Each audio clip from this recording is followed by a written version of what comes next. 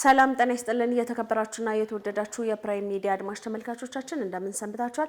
ይህ አቤት ጉዳይ የተሰኘ ፕሮግራማችን ነው። በዛሬ አቤት ጉዳይ ፕሮግራማችን ላይ በወቅታዊ የሀገራችን ጉዳዮች ላይ ውይይት እናደርጋለን። እኔና ባልደረባዬ ጆአር አደም እዚህ ስቱዲዮ እንገኛለን። እናንተም ተከታተሉን። እንኳን ደህና መጣ። ሰላም ይሬ እንዴት ነህ? አለሁ። እሺ እንግዲህ በዚህ በአቤት ጉዳይ ፕሮግራማችን ላይ የተለያዩ ርዕሶችን ከዚህ በፊትም ተናግረናል። አሁንም እንግዲህ ሀገራችን ኢትዮጵያ ሁሉ ጊዜም እንደምንለው ዜጎች በሰላም ወጥተው መግባት አለባቸው። በማንኛውም ሁኔታ አንድ ማህበረሰብም ወይም ደግሞ ብሔርን ማንኛውንም ኢትዮጵያ ብሔር ብሔረሰቦች ተከባብረው መኖር አለባቸው እንጂ አንድ ብሔር ተኮር የሆኑ ችግሮች እንዲፈጠሩ ሲደረጉ እኛም ዝም አንልም። ያው ለመናገር እንሞክራለን። እንግዲህ እሁድ ዕለት ይመስለኛል በአዲስ ምዕራፍ ፕሮግራም ላይ በኢቢኤስ የተላለፈውና ብርቱካን ብለው ስም የሰጧትን አንዲት ወጣት የደረሰባትን ሰቆቃ ባየን ጊዜ ሁላችንም ችግሩ እንዴት በዚህ ደረጃ ይሆናል የሚል አብዛኛው ሰው መወያያ አድርጎት ነበረ። በነገራችን ላይ እኔ ያንን ፕሮግራም ባየው ጊዜ እንዴት የተደፈረች አንዲት ሴት በዚህ ደረጃ ማውራት ቻለች? የምታይ ከሆነ ስነ ልቦናዊ ጫናው ቀላል አይደለም። አመታትን 20 አመት 30 አመት ቢያስቆጥር በዚህ ደረጃ እንዴት ተደረገ ያለው ብሎ ማውራት ከባድ ነው የሚሆነውና ጥያቄ የሚፈጥሩ በርካታ ነገሮች ተነስተው ነበረ። እንግዲህ ከጥያቄውም በስተጀርባ ያለውን እውነታ ኢትዮጵያ አሁን በቴሌቪዥን ያየንበት ሁኔታ ነው ያለውና ድራማ መሆኑን እኛም አስቀድመን ስንናገር ነበር፣ ግን ተጋለጠ። አዎ ትላንት ራሱ ልጅቷ በግላጭ ወጣ በተዘጋጀ ነገሩን ማርገብ አስፈላጊ ስለሆነ በፍጥነት ነው ስራውን ሲሰሩ የነበሩትና በዛ ደረጃ የሰሩ ሰዎች ሊመሰገኑ ይገባል። እሷንም ቤተሰቦቿንም ከጀርባው ያሉት ሰዎች ድምጻቸው ሳይቀር ሊገሏት ራሱ ምን ያህል ዝግጁ እንደነበሩና አማራ ገደላት ለማለት የአማራን ሕዝብ በዚህ ደረጃ በአማራ ስም የአማራን ሕዝብ በዚህ ደረጃ ለማሳነስ ሲሞክሩ በጣም የሚያሳዝነውና ሕዝብ እንደዛ ሲወረድ ዝም አንልም። የአማራ ሕዝብ የተከበረ ሕዝብ ነው፣ ገዳይ አይደለም። እነሱ ግን በአማራ ስም ተደራጅተው ገዳዮች ናቸው። ብርቱካንን ድራማ እንደሆነ አስቀድመው እኔ 6 ሰከንድ አልፈጀብኝም ለማወቅ። ድራማ መሆኑ ብቻ ሳይሆን ከጀርባ ያሉት አሁን ጋዜጠኛ መዓዛ መሐመድ ይሄዳል፣ ጫፉ እስከ አንዳርጋቸው ጽጌ ይሄዳል፣ እስከ ታማኝ በየነ ይሄዳል። በጣም ረጅም ነው ሰንሰለቱ። እነኚህ ሰዎች ካሁን በፊት በአማራ ስም ሲደረግ የነበረውን ጥቃት በሙሉ ሲፈጽሙና ሲያስፈጽሙ የነበሩ ናቸው። ደምቢዶሎ ዩኒቨርሲቲ መሬት ላይ ያልተፈጠረ የታገቱ ተማሪዎች የሚባሉን የፈጠሩት እነሱ ናቸው። እነኛን 17 ተማሪዎች ያገቱት እነሱ ናቸው። በኢትዮጵያ ውስጥ በተለይ በዚህ በ5-6 አመት ውስጥ የሚደረጉትን ግድያ በጠቅላላ ከጀርባ ሆነው ሲዘውሩ የነበሩ ሰዎች እነሱ ናቸው። እነኚህ ሰዎች ፕሬዝዳንት አስገድለዋል፣ የክልል ፕሬዝዳንት አስገድለዋል። እነኚህ ሰዎች ጀነራል አስገድለዋል። ይሄ ነገር ሊታወቅ ይገባል። አሁን በኢቢኤስ ቴሌቪዥን ላይ በአንድ ፕሮግራም ላይ የቀረበ ነገር ብቻ ሆኖ መታየት የለበትም። ኢቢኤስ ለምን ተመረጠ ወደሚለው ብንሄድ ኢቢኤስ ብዙ ተመልካች አለው። ሁላችንም እንደምናውቀው በተለይ ይሄ አዲስ ምዕራፍ ፕሮግራም ብዙ ተመልካቾች አሉት እና ብዙ በሰፊው ህዝብ ጋር ለማዳረስ የተደረገበት ሂደት ነው። ያ ብቻ አይደለም፣ ተመልካች ስላለው ብቻ አይደለም። የተለያዩ ሚዲያዎችን ሰርች ያደርጉ ነበር። አሃዱ የሚባል ሚዲያን ሊጠቀሙ አስበው ነበር፣ አልተሳካላቸውም። አርትስ ቲቪን ሊጠቀሙ አስበው ነበር። እንደ ድሮ ቢሆን ኖሮ ባላገሩን ይጠቀሙ ነበር። እነኚህ ቴሌቪዥኖች ባለፉት በርካታ ጥቂት ዓመታት ምን ሲሰሩ እንደነበረ እናውቃለን። በአሜሪካ ነገር ተዘጋጅቶ በኢትዮጵያ ብሮድካስቲንግ የተመዘገበ ሳተላይት ቴሌቪዥን ላይ የሀገር መከላከያ ሰራዊትን የሚያዋርድ ፕሮግራም ሲተላለፍ ነበረ ባላገሩ ላይ። የኢትዮጵያ ብሮድካስት ባለስልጣን ምንም አላለም። አርትስ ቴሌቪዥን ጆዋር መሐመድን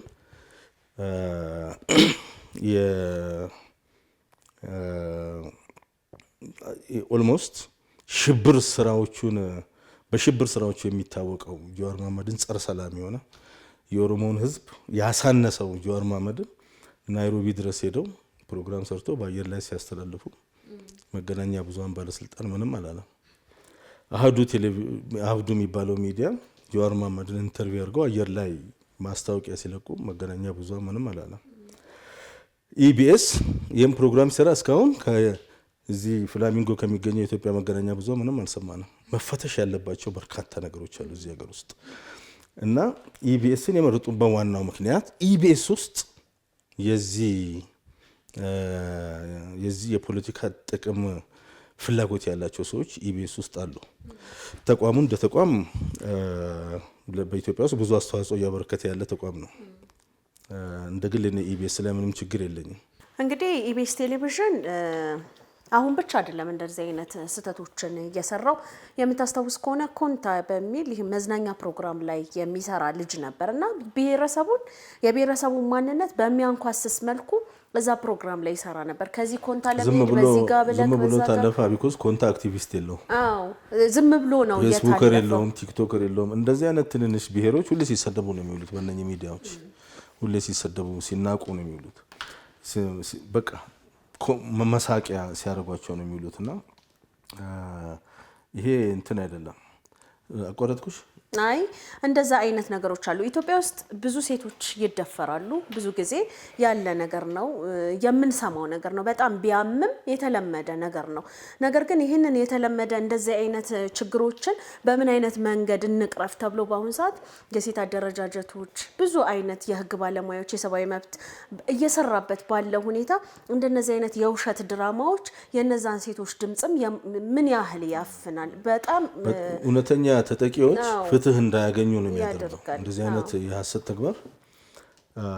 ይሄ አንደኛ በጣም የሚገርመው የዚህ ሀገር ውስጥ ያለ ወንጀል ሁሉ ጀርባ ያሉ እነኚህ ሰዎች ናቸው። ፔሬድ ቅድም የተወሰነ ሰው ስም ጠቅሼልሻለሁ። ምንድነው የሚፈልጉት? የኢትዮጵያ መንግስት ህግ ማስከበር አልቻለም። አንዳንዶቹ የመንግስት አካል ውስጥ ነው ያሉት። ቅድም የጠራናቸው የመንግስት ሚዲያዎች፣ የመንግስት ተቋሞች ውስጥ ነው ያሉት።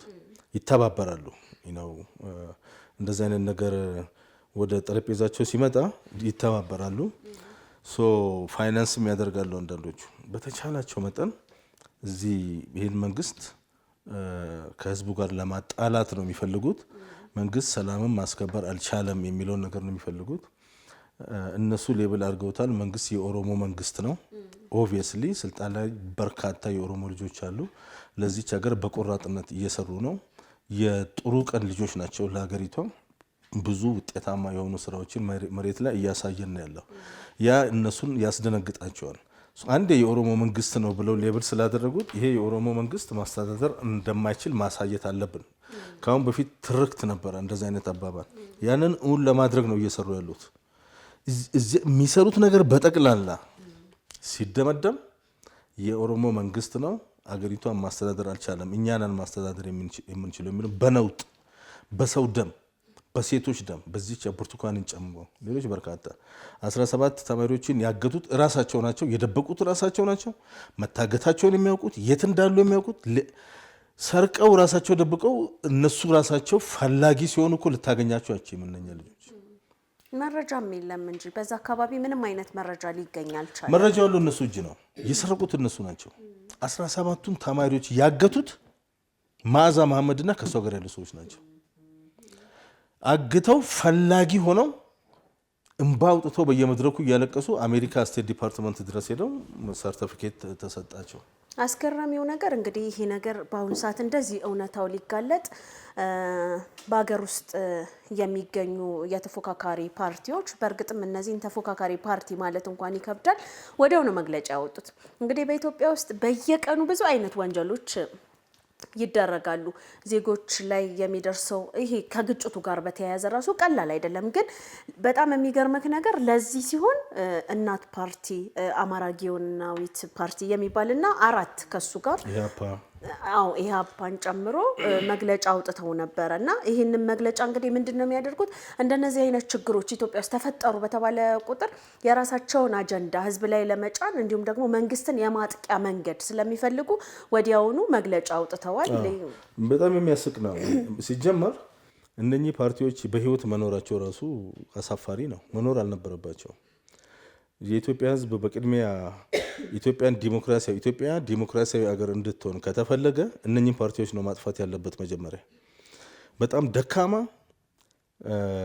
የምቀኛ ስብስብ ነው እዛ ጋ ያለው። እነኚህ ሰዎች በአማራ ክልል የሀገር ሽማግሌዎች ለእቅ ሄደው አንበርክከው ሲገርፏቸው አንድም የተናገሩን ነገር የለም። በባህር ዳር መሀል ከተማ ላይ ጽንፈኛው አንድ ወጣት ዶክተር ሲገሉ ምንም አልተናገሩም እነኚህ ሰዎች። በአማራ ክልል መምህራን በየትምህርት ቤቱ ሲገደሉ፣ ተማሪዎች ጭምር ሲገደሉ ይሄንኑ ጽንፈኛ ፋኖቹ በኩራት ሲናገሩ እነኚህ ፓርቲዎች ምንም አላሉ። በጎጃም የአገው ህዝብን ከበው ሲጨፈጭፉ እነኚህ ባንኮች ምንም አላሉ። በጎንደር ቅማንቶችን መግቢያ መውጫ ሲያሳጧቸው እነኚህ ፓርቲዎች ምንም አላሉ። በክልሉ መስጊዶችን ሲያቃጥሉ፣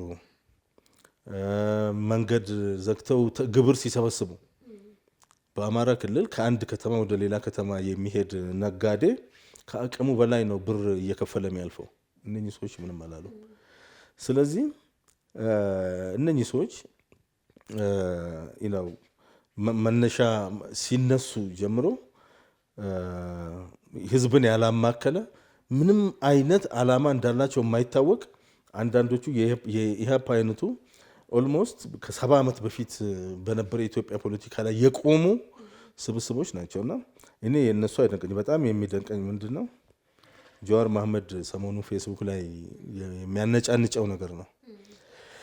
ስለ ደምቢዶሎ መታወቅ ያለበት አሁን ደምቢዶሎ ዩኒቨርሲቲ የኢትዮጵያዊ የሆነ በኦሮሚያ ክልል የሚገኝ በጣም ውጤታማ የሆነ ታዋቂ ዩኒቨርሲቲ ነው።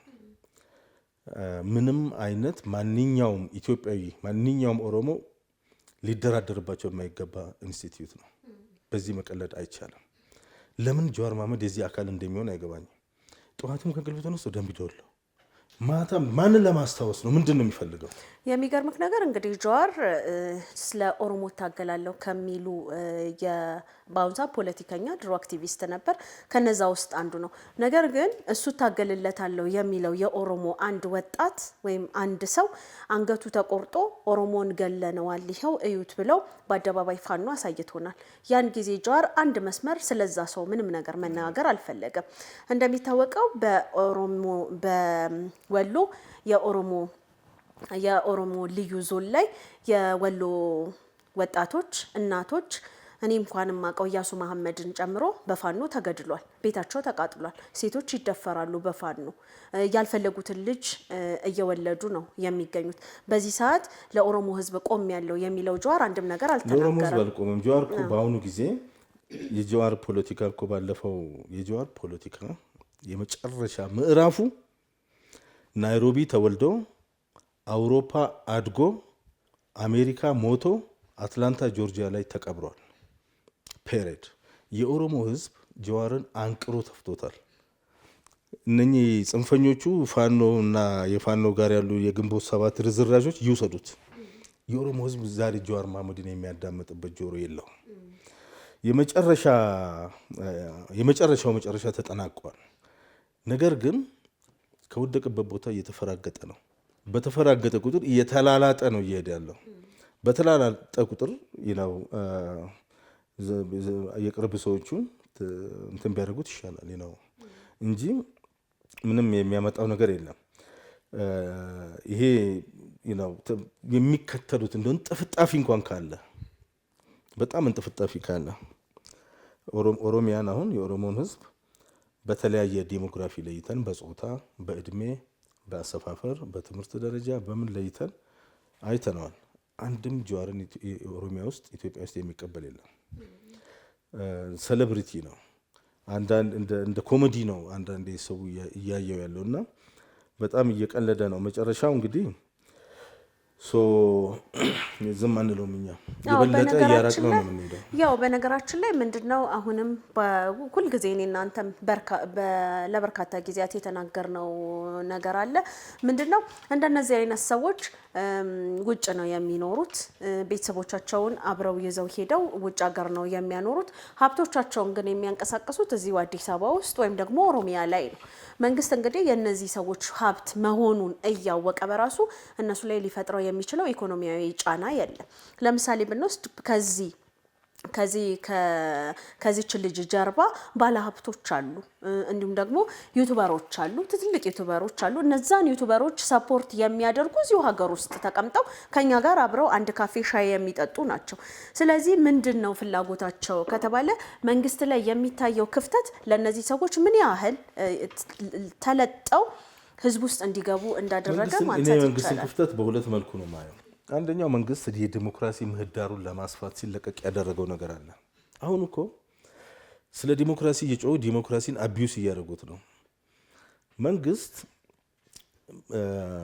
የታፈነ ህዝብ ነው፣ የታፈነ ሀገር ነው እና የዲሞክራሲ ምህዳሩ ሊሰፋ ይገባል። ሰዎች ይተንፍሱ፣ የሀሳባቸውን ይናገሩ የሚል ሰፋ ያለ መድረክ ነው የተከፈተው እዚህ ሀገር ውስጥ። ያንን መድረክ በአግባቡ መጠቀም ያልቻሉ ሰዎች ናቸው እንግዲህ እነኚህ መድረኩን እያጠበቡ ያሉት እድሉ የተሰጣቸው መንግስታዊ አካል ያልሆኑት ናቸው። አይደለማ የተንፍሱ እኮ ሲባል ህዝብ ላይ ጫና የሚፈጥር አሁን በጣም ስሜትን የሚጎዳ እውነትነቱን ራሱ በጣም የሚያም ነገሮች ሲሆኑና ህዝቦች ላይ ዜጎች ላይ ጫና የሚፈጥር ከሆነና የግጭት መነሻ ከሆነ ትኩረት ሰጥቶበት ሊንቀሳቀስ ይገባል። መነሻውን ነው የምነግርሽ እንጂ አቢዩስ እያደረጉት ነው። ዲሞክራሲን በአግባቡ እየተጠቀሙበት አይደለም ማለት ነው። አናርኪ እየሆኑ ነው ያሉት። አንደኛው እሱ ነው ከመንግስት አኳያ። ሁለተኛው መንግስት አሁንም ውስጡን ማየት አለበት። ብዙ ተቋሞች እኛ ራሳችን ያሳፍሩናል። አንዳንዴ የመንግስት ሰዎች ናቸው ብለን የምናወራቸው ሰዎች የመንግስት ሰዎች ሆነው ሳለ በመንግስት መኪናና በመንግስት ንብረት እየተጠቀሙ ሲያላግጡ እናያቸዋለን። እንደዛ አይነት ነገሩ በጣም ከባድ ነው። ከባድ የሚሆንበትም ምክንያት ይሄ መንግስት በለውጥ የመጣ አይደለም፣ በአብዮት የመጣ አይደለም፣ እየታደሰ የመጣ ነው እና ብዙዎቹ ውስጡ ተሰግስገዋል። አንዳንዶቹ ከጊዜ ወደ ጊዜ እየተማሩ ራሳቸውን አፕግሬድ ያደረጉ አሉ። አንዳንዶቹ እዛው ተሸንክረው ያሉ አሉ ማለት ነው። ከዛ አኳያ ነው እንደዚህ አይነት ክፍተቶች የተፈጠረው። ይሄ ደግሞ የሚጠበቅ ነው። መጀመሪያውኑ እንደዚህ አይነት ነገሮች እንደሚመጡ የሚጠበቅ ነው። 50% ወያኔ ለቋ መቀሌ ሲገባ ተራገፈ። ሌሎች የቀሩን ጥብጣቢዎችም አሉ ማለት ነውና ይሄ ህዝቡ ሊያውቅ ይገባል። እንደዚህ አይነት ሰዎች ህዝቡን ከመንግስት ሊነጥሉት የመንግስት ሰዎች እኔ አሁን የብልጽግና ፓርቲ ሰዎች እውነቱን ለመናገር አላውቃቸውም። የተወሰኑ ሰዎችን የተወሰነ ጊዜ በአንዳንድ አጋጣሚ ባገኝ እንጂ በእንደዚህ አይነት ስራ ላይ አላውቃቸውም። ነገር ግን ለውጥ ለማምጣት ያቅማቸውን ያህል እዚህ ሀገር እየሰሩ ያሉት ለውጡን ደግሞ እያመጡት ነው፣ እያየነው ነው። አሁን በአዲስ አበባ ከተማ ውስጥ የምናየው ለውጥ፣ ሰላም ባለበት ቦታ ሁሉ ኦሮሚያ ውስጥ የምናየው ለውጥ፣ ከህዳሴ ግድቡ ጋር ተያይዞ የምናየው ለውጥ፣ አማራ ክልል በዛ ሁሉ ጦርነት መሀል ምን እየተሰራ እያለ እያየን ነው ያለ ነው። ኢትዮጵያን በዓለም አቀፍ ደረጃ ከፍ ለማድረግ ከባህር በር ጋር ተያይዞ ኦልሞስት የበላይነትን ኢትዮጵያ አግኝታለች ማለት ነው። ሁኔታዎች አሁን በምን መልኩ እንደሆነ ባናውቅም ኢትዮጵያ ወደ ቀይ ባህር ትሄዳለች። አንድም የተቃወመ ሰው በዓለም ላይ የለም ከኤርትራ መንግስትና ከነኚህ ጽንፈኛዎች በስተቀር። የኢትዮጵያን የቀይ ባህር ጉዞ አንድም ሀገር አንድም ሰው እየተቃወመ ያለ የለም። ኢሳያስ ኤርትራውያን እንኳን ቴክኒካል የሆነ ጥያቄ ቢኖራቸውም ኢትዮጵያ ከቀይ ባህር ተገፍታ እንድትኖር አብዛኛው ኤርትራዊ አይፈልግም። ይህንን ነገር የማይፈልጉት የግብፅ ሰዎች፣ የኢሳያስ አፈወርቂ ሰዎችና እነኚህ የአንዳርጋቸው ጽጌ ሰዎች ናቸው። ከዚህ ድራማ ጀርባ አንዳርጋቸው ጽጌ አለ። አሁንም ኔትወርኩ በጣም ሰፊ ነው። ይሄንን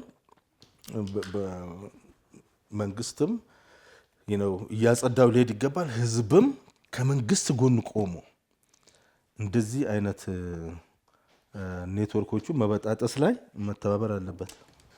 እንግዲህ እንደነዚህ አይነት ችግሮች በኢትዮጵያ ውስጥ የሉም ማለት አይደለም። እንደነዚህ አይነት ችግሮች ይኖራሉ። ነገር ግን እውነት ሲሆን በእርግጥም ከዛ ሰው ጋር ጎን ቆሞ ሁሉም ሰው ምክንያቱም ማንም ይሁን ችግሮችን እስከፈጸመ ድረስ በተለይ ሴቶች ላይ ህፃናት ላይ የሚደረጉ ጥቃቶችን ማውገዝ ግዴታ ነው የሚሆነው። ይህንን ማለት እንወዳለን። ሌላው ግን ዛሬም በመንግስት መዋቅር ውስጥ ሆነው ዛሬም ደግሞ ሚዲያዎች ስላሏቸው ብቻ የአባቶቻቸውን ታሪክ መድገም የሚፈልጉ በመንግስት ውስጥ በመንግስት ካፒታል የሚንቀሳቀሱ ሰዎች በትክክልም አሉ። የተፎካካሪ ፓርቲዎች ሁሉም አይደሉም። ለምሳሌ እኛ እዚህ አምጥተን የምናናግራቸው የመንግስትን ልማታዊ ስራዎች የልማት ስራዎች ለምሳሌ የአድዋን የኮሪደር ልማቱን የሚደግፉ የሚተባበሩ ችግኝ የሚተክሉ በርካታ የፖለቲካ ፓርቲ አመራሮችና የፖለቲካ ፓርቲ አባላቶች አሉ። ነገር ግን መንግስት መስራት የለበትም ብለው መንግስትን የፊት ይዘው እንዳይንቀሳቀስ የሚያደርጉ ደግሞ በመንግስት ውስጥ ያሉ ደግሞ በርካታ ሰዎች እንዳሉም ግልጽ ለማድረግ ነው። በጣም አመሰግናለሁ። እሺ ለዛሬ እዚሁ ነበር። አመሰግናለሁ። የተከበራችሁና የተወደዳችሁ የፕራይም ሚዲያ አድማጭ ተመልካቾቻችን ፕሮግራማችን የተከታተላችሁትን ይመስል ነበረ። ቀሪ ዝግጅቶቻችን እንደቀጠሉ ናቸው። መልካም ጊዜ ይሆንላችሁ።